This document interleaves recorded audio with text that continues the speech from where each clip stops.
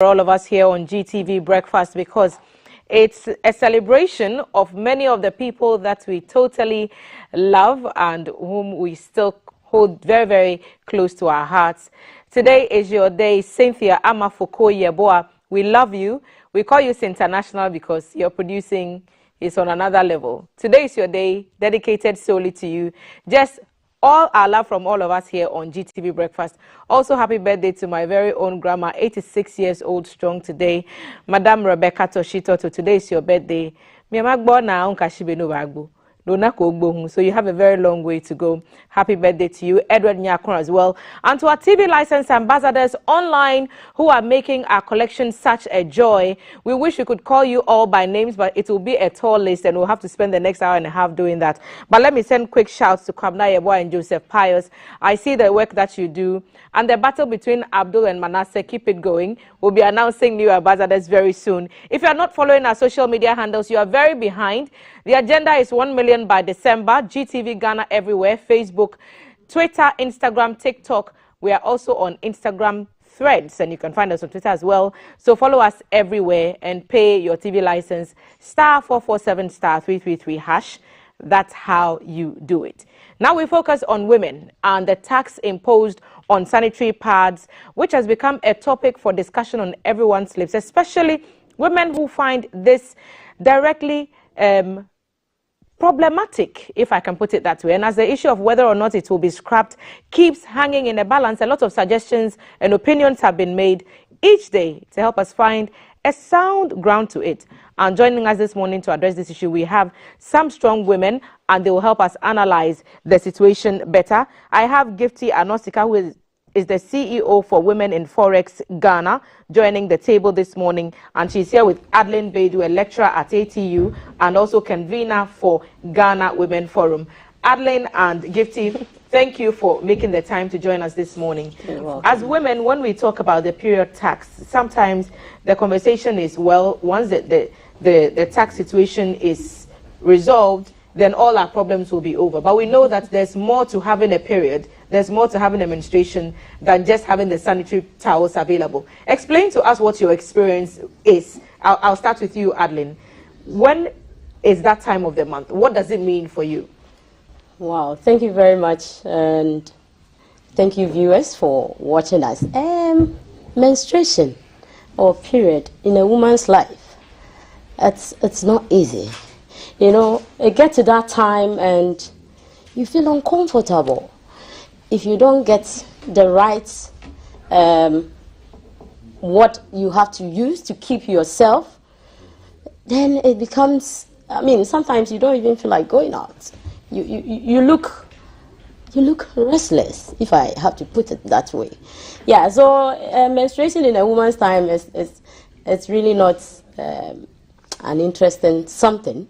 Yeah, but what can we do? It is part of us. Right. Yes. So we are genetically programmed to go through this every month until we hit menopause. What is it like for you, Gifty?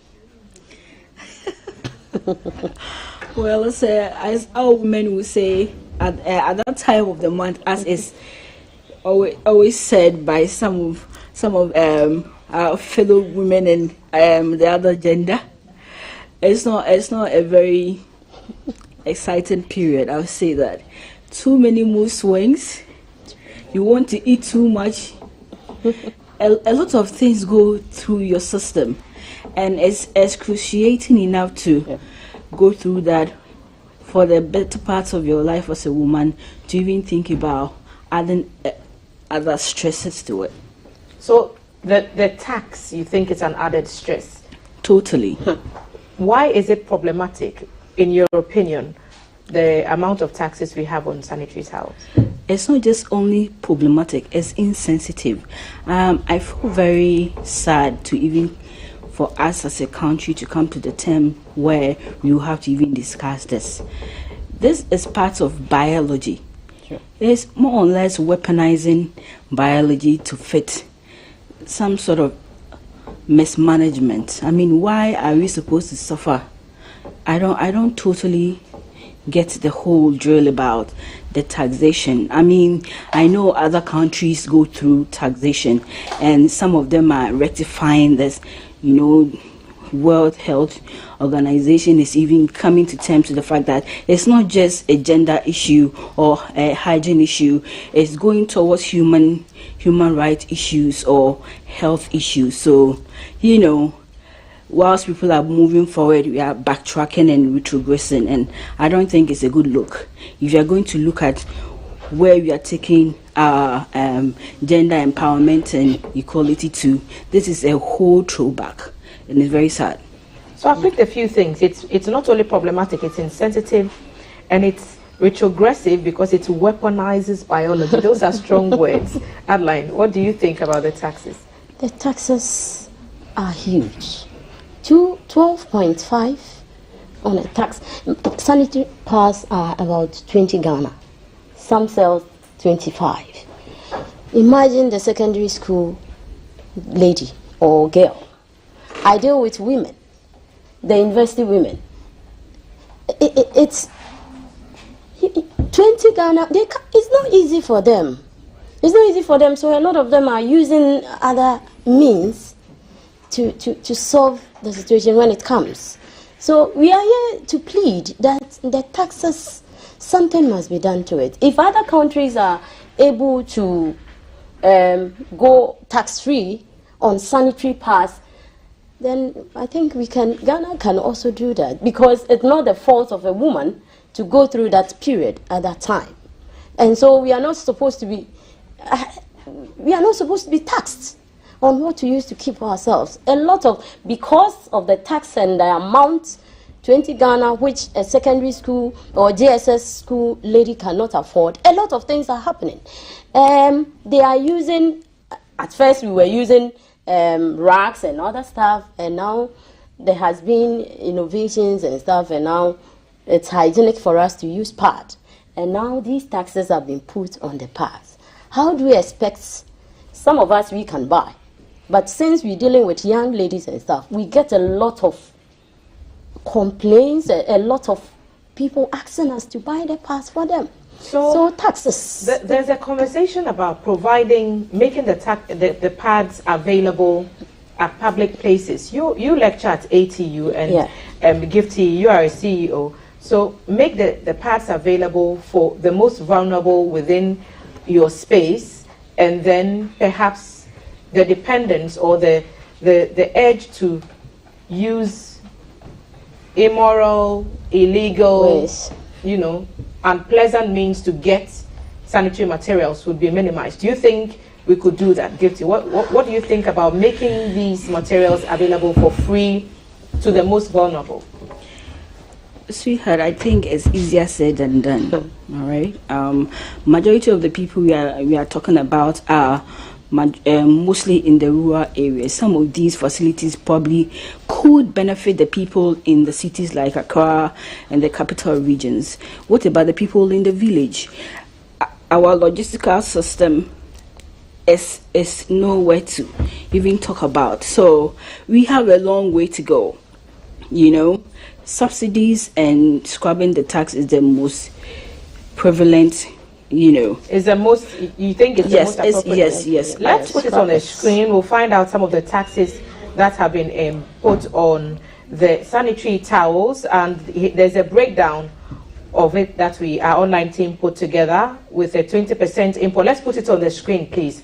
20% import duty on sanitary pad, 0.5% ECOWAS levy, 15% network charges VAT, 2.5% import NHIL, 1% IRS tax deposit, 0.75% EXIM levy, 2.5% network get fund, 0.20% Africa Union import levy, and then there is an import VAT of 15%, processing fee of 0.4%, network NHIL at 2.5%, special import levy 2%, get fund import levy at 2.5%, inspection fee 1%, and then the COVID-19 health recovery levy at 1% as well. So that's a breakdown of taxes on our menstrual hygiene products, disposable and reusable. So even the reusable ones are getting these taxes imposed on them. So we are talking about the menstrual cups and those other ones you can, you know, sterilize and then use again for another month. And the disposable ones are also attracting the fee. We've had the conversations for a long time. And the call by many I've listened to at the table is to scrap the taxes. Yeah. The industries have complained and said that if this is allowed to happen, if the taxes are removed, it may affect local production of sanitary towels. Have you heard those arguments, and what's your take on them, Adeline? If the taxes are scrapped, it's going to what? Local production of sanitary materials may be affected. So it means the scrap, it shouldn't be on only the what we call the parts. The local products everything has to be what we call it. The taxes has to be reduced on things concerning the part, the production of the part. Because if we reduce, yes, of course, if you reduce the taxes on the parts, of course, definitely it's going to affect the production and the raw materials and all that. So anything concerning menstruation should be reduced. The taxes should be reduced. It is not our fault. I mean, the Creator made it that way. So please, anything concerning that, in that line, should be reduced.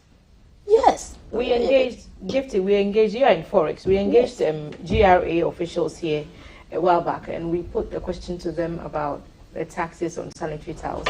And they said it's in the powers of Parliament to review taxes. You know, there's more to this, as I always say, than just the taxes. It extends to leadership and all that. You just mentioned about how a local industry will go like down the drain if these taxes are scrapped. I don't think so. If the leadership is able to mitigate and get a streamlined way of making these local industry people have easy access to materials, innovative ways of bringing I think there's people are even doing sanitary parts with plantain.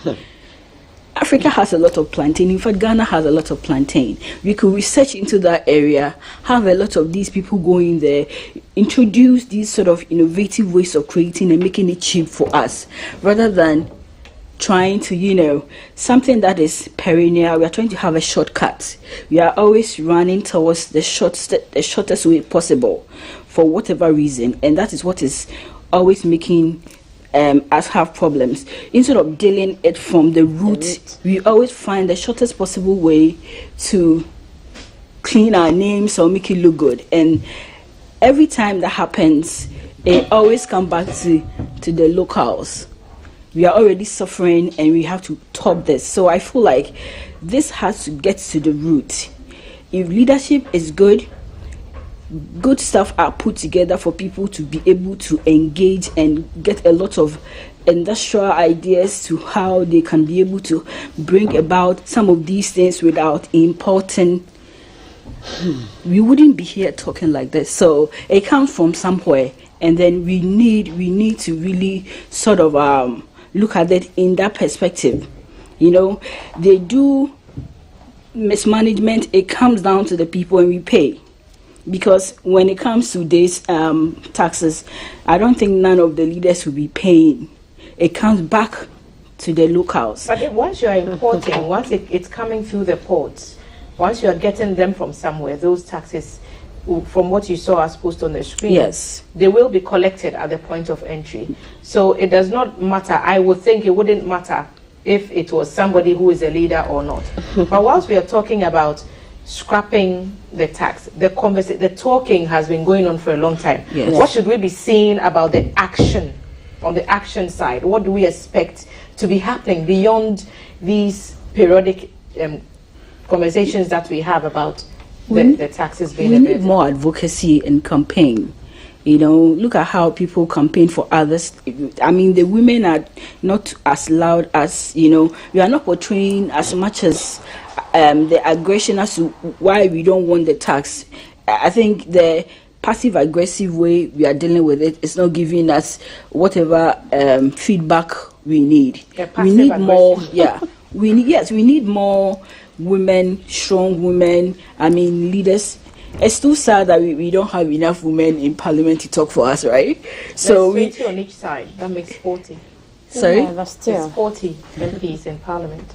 Yes, but women. I mean, but it's still the minority, right? So and the men are supported, because I've heard the Speaker of Parliament and other MPs who are men, yes, very vocal about the kind of thing at the time when the procession was organized. So there was this huge, march. Yes. A petition was presented to leadership of Parliament. Yes. And I think it was left to a committee to sit and advise Parliament on the way forward. How long will it take for the commission to come out? So if you're going to be doing a lot of these advocacies, the pressure will be on for them to give us immediate action. That's what we are trying to talk about. Yeah, so until the leadership take over, I am just advising or encouraging NGOs, because we need an immediate result. So NGOs should come in. But NGOs are trying involved in they are involving, but because of the taxes, especially the rural communities. Yes, but because of the taxes, if they are supposed to buy 100, they will now buy 50, which will not not enough for the people, especially the villages. So now teenage pregnancies is all over, because at the end, they know at that part of the month, they are going to have this menstruation, and they don't have money, so they have to go out there for some men who will take advantage of them and then give them this 20 Ghana. And at the end of the day, because they have gone to do the menses will not even come. And then it will generate what? Pregnancy. So teenage pregnancies. And please, let something be done. I am very passionate about it. Something must be done. In your spaces where you both are, before we wrap up, what are you doing to make this situation better? The taxes have not been removed, so as things are now, you'd still spend that amount of money on whatever material you choose, whether it's reusable or disposable. What are you doing about it? Okay, so me as the convener for the Ghana Women Forum, we have a lot of women. We are mentoring and empowering. And so we are giving them skills. Immediate, something that they are not supposed to go and have a big shop or something that at least as they go along, even as they are schooling, they can still be selling to have some money, so that at that part of the month they can use it. So we are just giving them empowerment, and sometimes we buy for them ourselves, because you'll be having a lot of messages backstage. That's mommy, this and this and that. And that is what we are doing. How can people reach you to offer support for the course that you're on? For the Ghana Women Forum. So on my number, 0244 137 731. 0244 137 731. And the Ghana Women Forum is for all. I mean, we are collaborating with the gender ministry, and the gender ministry is doing well in that regard. And so we encourage every woman, the corporate woman, the market woman, the whoever woman, just get on board. Let's support the young ones, because the forum is huge. It's for the whole Ghana, it's not for Adelaide. Right. Yes. Kitty, Women in Forex Ghana, you are CEO. What are you doing? Well, thank you very much. With the Women in Forex team, we have something we call the Charity Ball, which is done every February. February is the month of love. We give to 3 NGOs, which one of them is a project called Power the Girl Project. So the idea is to, help mitigate menstrual poverty. So in every year we do over 200-300. We donate to 200-300 kids in the deprived environments with PAD. So we collaborate with the PAD Girl projects in that regard. We will continue to do that, but as we go on with the inflation and everything, we might not be able to give as much as we used to. looking at what the taxes is bringing in, but we will continue to, cater to our responsibility and hope that these discussions bring some sort of positive feedback for us to be able to do more for the and how can people reach Women in Forest? Okay, we have Women in Forest social media handles. On IG, we have Women in Forest Global _. We have Women in Forest Ghana on LinkedIn, and our website is Women in Forest Ghana. www.womeninforestghana, and then you can reach us on our contact 0242964082. 0242964082.